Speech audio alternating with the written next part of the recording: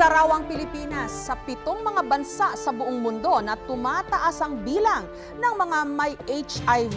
Ayon po yan sa Department of Health. Nakausap ng GMA News ang longest living HIV carrier since birth.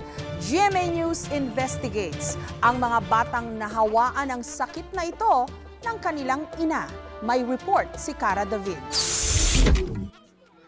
Himala kung ituring ng kanyang ina si Ana, di niya tunay na pangalan. Ipinanganak kasing may sakit sa dugo ang ngayon 7 taong gulang ng bata. Miracle baby yung baby ko kasi nga butot balat na rin siya noon nung tinakbo ko na siya ng hospital. Pero higit pa sa anemia, nadiskubre rin ng mga doktor na nananalaytay sa dugo ni Ana ang Human Immunodeficiency Virus o HIV, ang kinatatakutang virus na sanhi ng nakamamatay na AIDS. Nalaman namin na yung asawa ko yung ka-blood type niya, in-screen na kung pwedeng mag-donate ng dugo. Doon ko nalaman na meron kaming 3. Noong 2005, tuluyan ng iginupo ng AIDS ang ama ni Ana. Siya at ang kanyang ina patuloy na lumalaban.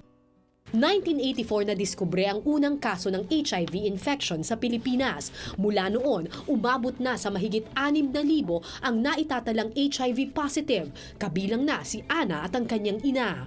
Pero ang lubhang nakakabahala, kalahati sa kabuuang bilang ng HIV carrier sa bansa sa nakalipas na 4 na taon lamang naitala. Hindi lahat ng merong HIV ay nare-report. Hindi naman lahat alam na meron silang HIV.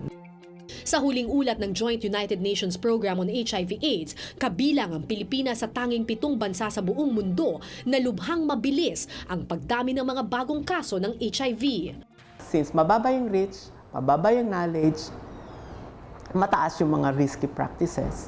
At yung nare-reach natin, just a small portion of the population. Mula 2001 hanggang 2009, umakyat sa 25% ang bilang ng mga bagong kaso ng HIV sa Pilipinas. Samantalang 56 na bansa ang nagulat na ng pagtigil ng pagkalat ng HIV virus, kundi man may malaking pagbaba na sa bilang ng mga panibagong kaso ng HIV. We are seeing also now and starting to increase yung mga kaso ng mga nanay na nai-infect plus yung kanilang anak. Sa opisyal na tala, di bababa sa 52 bata sa Pilipinas ang ipinanganak na may HIV. 4 na sa kanila ang nagka-AIDS at namatay, habang 5 na lang sa 13 nanay na nagkaroon ng AIDS ang nabubuhay. Ang Extended Child Care Center sa San Lazaro Hospital ang nag-iisang pasilidad sa bansa na umaakay sa mga batang may HIV. Sa pamamagitan ng mga antiretroviral drug o gamot kontra HIV, nadudugtungan nila ang buhay ng mga bata sa kanilang pangangalaga. Katuwang ng ospital sa pag-aaruga sa mga bata ang Precious Jewels Ministry. Here in the Philippines, we have very limited resources, so continuous access is very important. Si JC, 9 na taong gulang nang natuklasang may HIV. Kung hindi siya nabiyayaan ng tuloy-tuloy na gamutan, maaaring namatay na si JC sa loob lamang ng 2 taon. So now he's a healthy 21-year-old. And the longest living child infected from birth, originally in the Philippines, but now for the whole world.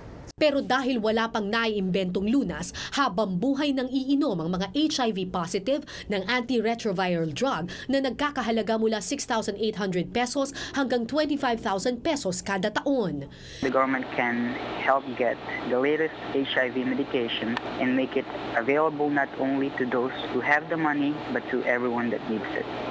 Pero higit sa mga gamot, kinakailangan ngayon ng mga konkretong solusyon at aksyon para mabawasan kundi man tuluyang maampat ang pagkalat ng HIV. This time, it's beyond reminding our policymakers. It's now urging them for an urgent action to address the issue of HIV.